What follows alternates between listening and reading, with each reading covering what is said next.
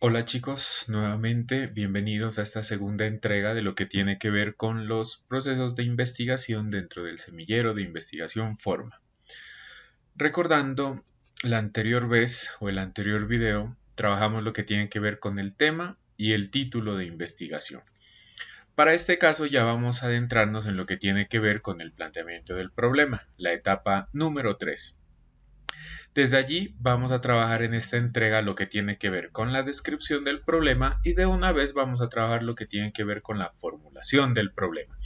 Estos dos, al igual que el resto, van totalmente articulados. De allí la necesidad de trabajarlos los dos en este momento.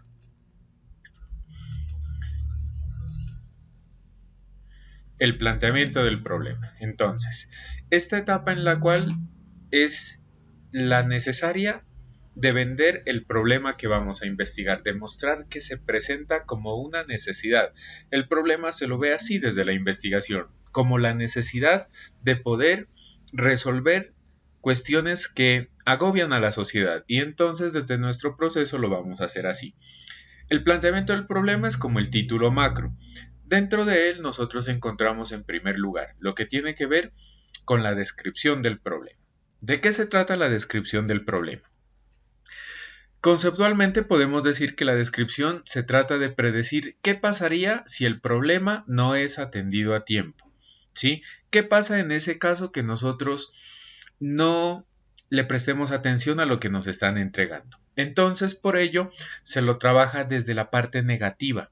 ¿Sí? Nosotros para poder resolver un problema, el ejemplo, queremos trabajar sobre las habilidades lectoras, por ejemplo.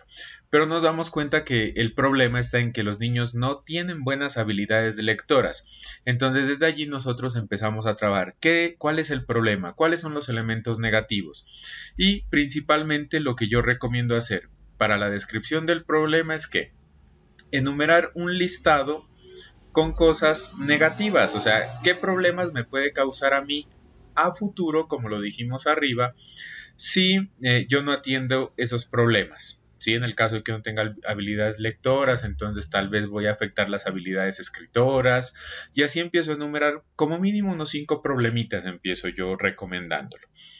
Una vez yo haya enumerado esos 5 problemas, empiezo a cumplir el título. ¿Qué nos dice? Descripción del problema. Recuerden cómo nos enseñaron a nosotros lo que tenía que ver con la descripción.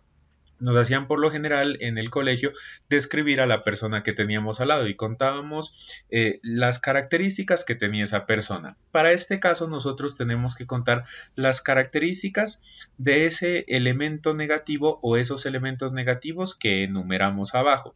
¿Qué hago yo? Entonces ya tengo, ¿no es cierto? Que en la primera situación o el primer elemento negativo, yo lo empiezo a describir. ¿Y cómo lo describo? Empiezo a hacer la construcción de un párrafo, de allí la segunda imagen. Entonces, así empiezo a hacer yo con cada uno de los elementos negativos que enumeré aquí. Si tengo 5, entonces lógicamente voy a tener que construir 5 descripciones de ese problema. Me refiero a descripción o mini descripción para no confundirnos, ¿vale? Describí este primer problema, describí este segundo problema, describí este tercer problema. Todos apuntando hacia cosas negativas. Eso es describir el problema. Después yo tengo que cumplir una segunda etapa. ¿Cuál es esa segunda etapa? Articular todos los problemas que yo conté dentro de este proceso. Entonces, así, cuando yo articulé ya todas las cosas que nombré como elementos negativos, puedo estar hablando que construí mi descripción del problema. Ahora bien, como recomendación, hay que tener cuidado de no empezar a hablar de cosas positivas o decir, para eso se propone X estrategia o para ello es esta investigación. No, hay que tener cuidado porque esos son elementos que le pertenecen a la justificación. Entonces puede llevarnos a que haya confusión entre descripción y justificación, que en una próxima entrega estaremos trabajando lo que tiene que ver con la justificación. En este caso, entonces les recuerdo, predecir a futuro qué pasaría si esas cosas negativas que hemos enumerado y descrito no se atienden a tiempo. ¿Qué sucedería? Entonces, eso es lo que hacemos dentro de la descripción del problema. Una vez nosotros tenemos la descripción, necesitamos llevar esto a una especie de síntesis. ¿Hacia dónde va la síntesis? A que nosotros lo debemos formular en una pregunta.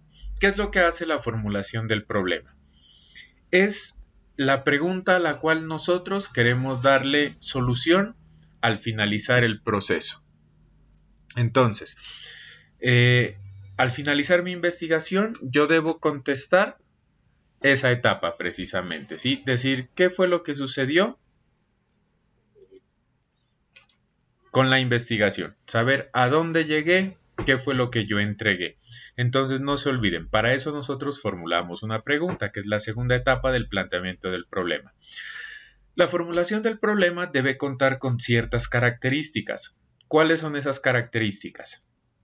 Primero, yo lo he nombrado aquí que deben iniciar con una pregunta. Desde el inglés son las preguntas que se conocen como las WH questions, las que empiezan por W o W y H, el what, where, who, todas esas entonces traducidas al español, que son qué, cómo, cuándo, dónde, por qué, para qué, quién, de qué.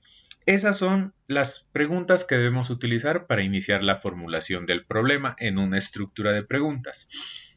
Seguido a ello, un verbo con el cual se deje en claro el procedimiento que se pretende hacer. Esto la mayoría de veces. Entonces, por ejemplo, ¿cómo fortalecer los procesos lectores? ¿Sí? Entonces, de esa manera nosotros ya vamos dándole como una forma a la pregunta. No es una estructura rígida, hay que tener en cuenta, ¿no? Que esto es muy flexible, pero cuando yo estoy aprendiendo a, a investigar, es mejor apegarse a estas normas pequeñitas o recomendaciones.